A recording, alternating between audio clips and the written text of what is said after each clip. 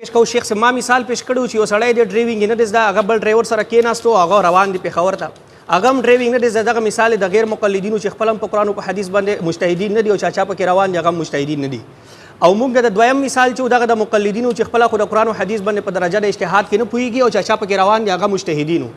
شیخ صاحب داسې ویلا وی زمون خو ډرایور شته دی کنه قرآن او حدیث استغفر الله شیخ صاحب قرآن او حدیث منزل دی ډرایور نه دی قرآن او حدیث نه ډرایور جوړه استغفر الله خیر الله او د الله د رسول نه ډرایوینګ جوړ کو نو شیخ صاحب ایندا به ان شاء الله خیال ساتي چې دغه قسمه بیا ادبی باندې مشتمل مثالونه پیش نه کړي خبره لږ سوچ کوه دویم زه مثال به نه ما یو سړی دی ړوند دی هغه پیښور ته روان دی خو چې کوم ډرایور سره گاډي کې کېناستو هغه مړون دی او سړون د ړون سره ناست او پیښور ته د بنو نه روان دي دغه پیښور ته به ورسیږي په لارې کې به اکسیډنټ کوي کنه کاند کې به غورځېږي کنه ښه یو ړوند دی هغه په داسې ډرایور سره په گاډي کې کېناستو چې هغه خپله ړوند نه دی سترګور دی او دا ډرایوینګ ماهر دی اوس دغه سړی پیښور ته د بنو نه روان دی دا به پیښور ته ورسیږي کنه رسیږي به کنه ام دغه مثال د مقلد او د غیر مقلد دی چې مونږ وایو چې مونږ وړاندې یو په معنا د دې چې مونږ مجتهدین نه یو دومره بصیرت زمونږ دومره سترګور مونږ نه یو چې په قرآن او په حدیث باندې په درجه د اجتهاد کې پوهیږو چا پکې چې مونږ روان و هغه سترګورو او د دوی مثال لغري چې خپل مړاند دي او پړاندو پکې روان دي بهرحال شیخ صاحب بیا شیخ صاحب مخکې ما لفظ استعمال کړی دی شیخ صاحب ما مخکې لفظ استعمال کړی دی غیر مجتهد شیخ صاحب ما ته ویل چې د مجتهد تعریف راته وکړه ته راکړه دغه عقد الجید راکړه د عقد الجید صفحه 20 راوباسه والمجتهد دا شاه ولی الله رحمت الله علیه عقد الجید فی احکام الاجتهاد والتقلید او دار الکتب شایع کړی دی او صفحه 21 تا دا هغه شخصیت ته شاه ولی الله محدث دلوی رحمت الله علیه دلته د دوی کتاب پروت دی دوی داوا دغه لري څوک ورته وایي چې دغه اهل حدیث د شاه ولی الله رحمت الله علیه او څوک وایي چې نه حنفی المذهب ولکه څنګه چې شیخ افضل صاحب لیکلی دي ها دا وی والمجتهد من جمع 5 انواع من العلم علم کتاب الله عز وجل مجتهد هغه دی چې 15 علوم ماهری ټولنا اول د کتاب الله عز وجل علم د سری وعلم سنت رسول الله واقویل علماء السلف من اجماعهم واختلافهم وعلم اللغه وعلم القياس وهو طريق استنباط الحكم من الكتاب والسنه قياس هم د سری ها ما مثال پیش کړو د قياس د مسلې شیخ سے په جواب کې راغی وای د سنشتري چې هر مسله وای مونږ دا چې هر مسله په قران او په حدیث کې شته خو البته په چا باندې پټه شوی ما شیخ صاحب نه یو سوال مې د دې جواب د دوی د زور ولګي 2 غنټې کې نه خیر د 3 غنټې کې 2 نیمه نه 3 کې دراکې خو درای دی کې د حدیث صحیح تعریف چې کوم محدثینو کړي دي ورته 15 شرایط لګولې دي دغه تعریف ته د دنیا یو ضعیف حدیث نه رته وخی د قران یو آیت نه درته وخی دی دعوه دغه چې هر څه په قران او په حدیث کې شته دي او شیخ صاحب ما خو داسې ویل دغه دروغ وای ته د خپل مشرانو کتابونو نام نه خبر دغه مشر دی بل څه وای او ته بل څه پکې وای دغه مشر دی وای دغه د شیخ افضل سواتی دغه ستاس خر دی شیخ ابو عافیاس ها تر دی ها الرساله فی ذم التقلید والجهاله تقلید اور جہالت کی مذمت ها دا وای دا صفحہ 406 وہی تقلید وہاں ہوتی ہے جہاں مسئلہ اجتہادی ہو اور جو اجتہاد نص کے خلاف ہو وہ باطل ہے بیا مخ کی وہی جو مسئلہ نصوص سے یا اجماع امت سے ثابت ہو اس میں تقلید جائز نہیں جو مسئلہ نصوص سے نص ہو رہا ہے قرآن و حدیث یا اجماع امت سے ثابت ہو ویل ته تقلید نه کیږي شیخ سے بل خبر عجیبه وکړه وای ته به مونږ ته داسې دلیل وخی چې الله رسول ویلي چې زه چې کله مړ شم نو په اجتهادي مسایلو کې به تقلید کوي غیر اجتهادي کې به نه کوي او دلیل یې څه پیش کو وای الله خو اليوم اکملت لكم عجیب خبره ده ځان ته اهل حدیث وي انہوں نے اعتراضونه په مونږ باندې هغه کوي چې کوم منکرین حدیث یې کوي کم از کم اعتراض کو سړی هغه کوي چې د خپل ځاني هغه اعتراضونه خو شیخ صاحب مګه وکنه چې منکرین حدیث وي چې چرته الله ویلی دي یا رسول ویلی چې تاسو بخاری حدیث منئ چرته راغلی دي یو حدیث ته پیش کی چې رسول الله ویلی یا چرته یو صحابي نه یو کوي چې صحابي ویلی چې حدیث بیان کړي رواه البخاری و رواه مسلم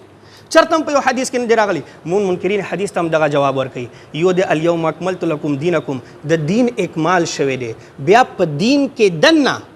دین منزل مقصود دی او مذهب هغه منزل مقصود تلار ده دغه لارې تشریحات دي مذاهب د تشریحاتو نام دی د اجتهادي مسایلو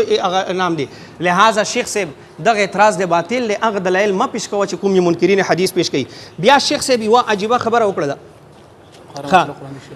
دغه شیخ امین صاحب هم وایي د تقلید حقیقت او د مقلدینو اقسام صفحه 171 ده وایي یو انسان ته په قرآن او حدیث کې یو مسله میلاو نشي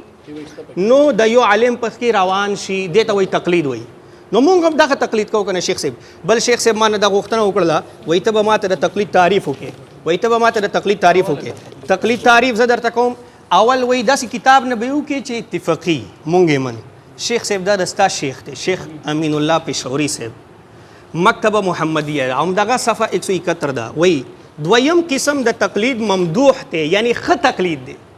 مشر یې وایي چې ښه تقلید دی او دی وایي د قرآن او د حدیث خلاف دی مونږ په دې باندې نه پوهېږو چې مشر یې ښه دی که دی ښه دی ښه وایي تقلید ممدوح دی ته وایي چې یو جاهل سړی چې په دلیل نه پوهېږي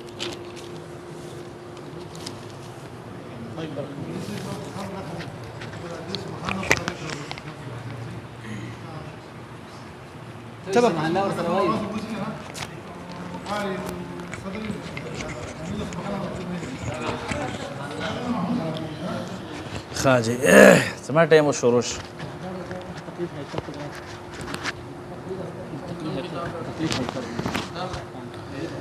نحمده ونصلي على رسوله الكريم اما بعد ما دا خبره کړې وه چې ګوره احناف دا دعوه چې مسائل دوه قسمه دي منسوسي او غیر منسوسي دا یو باطله یو کمزوره یو ناقصه خبره ده دلیل ما ترا نه که وسه پورې او زه دلیل در کوم یو دلیل مې درک بل الله رب العالمین قرآن کې څه فرمایي ما فرطنا فی الکتاب من شیء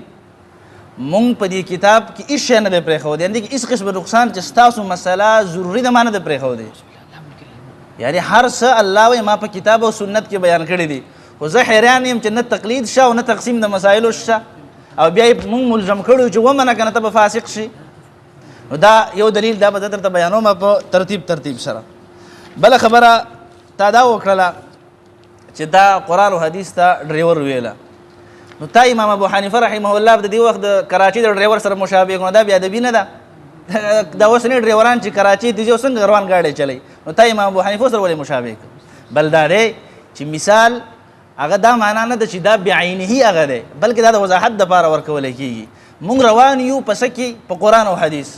بس هر مسله د قرآن او د حدیث نه ثابتو دې کې څه خبره ده بل د بار دا مثال ورکوي چې دوه کسان روان او دوه ړانده دا به ورسي نو اوس یو سړی ړوند دی ښه ماهره ډریور دی بیا ړوند شوي د هغې سره به څه کوو لکه اوسني مقلدین غټ علامه ځان ته لیکلی او نور ړانده شوي دي خو دا ډریور خو هم تباه شوی دی که نه چې مخکې روغ اوس ړوند شوی دی دویم بل عوامو ته ټول ته ړانده وي تاسو ټول ړانده یې ته په دې عوامو کې دونه عقل دونه بصیرت نشته چې په قرآن او حدیث باندې ځان پوه کړي لهذا دا خبره د ترحملی صاحب من کل الوجوه دا باطله خبره ده بله خبره تاسو ته زه دا کوله غواړم چې د تقلید تعریف کم چې مولي صاحب هغه وکړه نو یو خو مسلم کتاب نه مونږ ته کول پکار هغه کتاب تاسو مونږ له راکړئ تاسو کوم نه تعریف وکړو نه مسلم دا تاسو ته مسلم دی تاسو ته مسلم دی شیخ صاحب لیکن د تقلید دا قسم باطل ګوره د تقلید تعریف تاسو چې کوم وکړه کوم ځای نه وکړو د قسم تقلید نه تقلید تعریف څه دغه وکړه تقلید دې ته اخر کې شیخ صاحب لیکلي دا قسم تقلید باطل ګوره د مولوي صاحب د تقلید د تعریف حاصل دا راووتلو چې یو سړی عامي څه مطلب چې قرآن او د حدیث یعنې د هېڅ شي فهم ورسره نه د کراچۍ ډریوران دې ته موږ امیان وایو دا سړی به د علماو خبره بدي نو دا خو تقلید نه دی عامي به د علماو خبره د څه شي مني رایه که قرآن او حدیث که رایه مني نو د رایې باندې هېڅ عامي ملزم نه دی که قرآن مني دا خو اتباع د قرآن شوله دا د یو خبرې جواب شروع بل ما تا ته ویل الیوم اکملت لکم دینکم الله ما ستاسو دین مکمل کړی دی ما ستاسو دین هغه مکمل کړی دی نو تکمیل د دین وشو که نه اوس په دې کې نقصان څه دی چې تاسو یې موږ له راوباسئ ولې نقصان راوباسئ په دې دین کې چې دا مسله منسوسي ده او دا غیر منسوسي ده او بیا په دې کې مونږ تقلید کوو او په دې کې نه کوو بل ما مولوي صاحب ته ویلو چې مسایل غیر منسوسي کې تا ته څه نه مو وایو د دې جواب د مونږ له اوسه پورې رانه کړه بل طبقې ولې واضحه نه کړله طبقه احناف اووه طبقې دي د دې وضاحت یې ولې ونه کړه ځکه په اوومه طبقې د احنافو کې طلحه مولوي صاحب متوجه ده اوس دې ټیم کې مطالعه نه کېږي د طبقې د احناف اوومه طبقه دا ده چې وایي وسني مونږ هغه مقلدین یو چې مونږ په هېڅ شي باندې قادر نه یو نه صحیح پیژنو نه سقیم پیژنو نه ښه او ګس لاس پیژنو موږ د داسې طبقې خلک یو نو طبقه ستا دا ده او راغلی ځان د محقق جوړ کړی دی اوس موږ سره چې کوم دی مناظره کې خپل طبقه موافق خپل د صادر موافق ته خپې غزې نو خیر دی د صادر نه بهر تخپې مو باسه د دې وجنه شامی اغلی کلی دی فاخرج نفسك عن ظلمة التقلید خپل ځان د تقلید د تیارونه وباسه فاستضئ بمصباح التحقیق او ځان لرنا حاصله د ډیوی د تحقیق نه نو که دا تقلید دونه ښه شوی نو دته به ظلمت امام شامی حنفي عالم دی دا به ورته نه ویلی او دې ظلمت څونه نقصان اوس وکړو څونه نقصان یې وکړو یو دې ظلمت دا نقصان وکړو چې اسلام او دین ناقص وګڼه وای دا مسله په قرآن او حدیث کې وای نشته ده چې منسوسي او غیر منسوسي نو چې نشته ده نو ته بیا موږ ته څه نه بیانې ده به ته موږ ته ولې ملزم کې موږ خو وایو حکم شرعي هر قرآن او حدیث کې شته دی که قصور په علمي په وجه پټ نو هغه دا معنا نه ده چې په قرآن او حدیث کې نشته خو د قصور علمي د وجې نه هغه پټ شوی دی که نه نو لهذا مسائل منسوسي دي که ته غیر منسوسي دلیل به راوړئ دلیل به یا قرآن او یا به حدیث چې رسول الله ویلي ګوره چې ما تاسو ته مسائل پرېښودل یو هغه دی چې پای کې نص شته بل هغه دی چې پای کې نص نشته دی یو بل دلیل درته هم وایم ښه دا د المعجم الکبیر نه وای ما بقي شیء دا حدیث دا ابو ذر غفاری دی وای ما بقي شیء یقرب من الجنه داسې یو شی نه دی چې ګوره تاسو جنت ته نږدې کوي ویباعد من النار او د جنت نه تاسو لرې کوي الا وقد بین لکم مګر هغه تاسو ته بیان کړی شوی دی نو موږ ته د جنت نږدې کېږي کوم شی هغه بیان دی چې کوم لرې کېږي هغه موږ ته راغلی دي نو ته ولې به موږ باندې اوس دا خبره خامخا ملزم کړې چې مسایل دوه قسمه دي منسوسي او غیر منسوسي یو دلیل د سره پکې نشته دی وښایې د قرآن نه یو دلیل کړه اوس تلحم ولي صاحب زه تا ته پنځه مسایل एकदम دا غیر منسوسي دي او د امام ابو حنیفه نه به ما ته ثابت دی ځان سره یې لیکه تلحم ولي صاحب اولنۍ مسله تاسو وایي دا مسله زه د وضاحت دپاره نقل کوم خروج عن البحث بمعنى عدم العين نه دی بلکې بمعنى عدم الجزء تاسو وایي چې قدر الدرهم که د انسان په جسم پورې ګندګي انخطې وه نو په دې باندې موس کېږي او دا پاک دا مسله منسوسي ده که غیر منسوسي یعنې په دې باندې دلیل شته قرآن او حدیث کې کوي موږ ته بیان کوي که نه نو امام ابو حنیفه کوم ځای کې حل کړی ده ته خو د امام ابو حنیفه تقلید کې دا چېرته حل کړی ده امام ابو حنیفه دا خبره چېرته حل کړې ده چیلنج دی طرحه صاحب ته چې دا دې ماته د امام ابو حنیفه رحمه الله نه حل کړی شوې وښیي دویمه مسله بس دا یو مسله دې ماته وښیي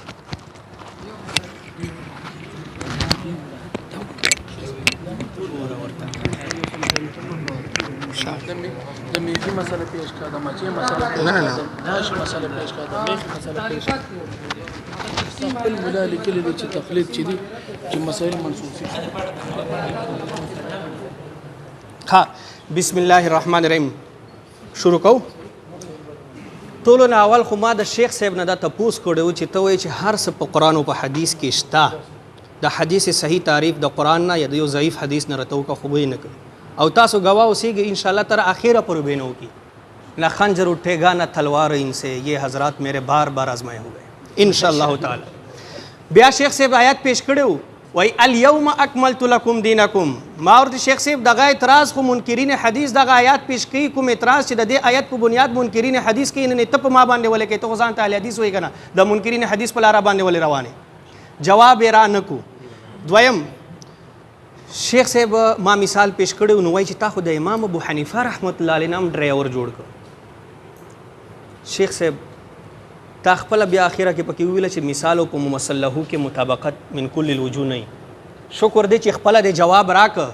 ما چاته باندې اعتراض کړو اپ دې بنیاد باندې چې تا د کوم مثال پیش کو د مثال دستا غلط دی ځکه چې الله او د الله رسول منزل دی ا ډرایور نه دی هغه مثال په نفسه غلطو بل شیخ صاحب عوام ته وی تاسو ته اړاند ویلا تاسو ته اړاند ویلا شیخ صاحب ما ور سره وضاحت هم کړو چړون په دې معنا باندې چې په قرآن او په حدیث باندې بصیرت په درجه د اجتهاد ورته نه حاصل غیر مجتهد دی ما ور سره وضاحت کړو او کاس انتشار دی پرته شور جوړه ایو بریله وکړه بیا چا سره دوبندي سره مناظره ونه هغه په کېول قال رسول الله بریره را پاسلو وای دا ګوره قال الله رسول ته دوه پیر قال ویل نو شیخ صاحب کدا سه دا مقصد دی نو بیا خو په دې باندې بیا آیات پیش کو وای ما فرتنا فی الكتاب من شیء الله وای مخ په دې کتاب کې اسم نه دی پریخي چې نه مې بیان کړی خو په دغه کتاب کې خو تقلیدم راغلی دی ته نه منې او په دغه حدیثونو کې خو تقلیدم راغلی دی زه به درته شیخ صاحب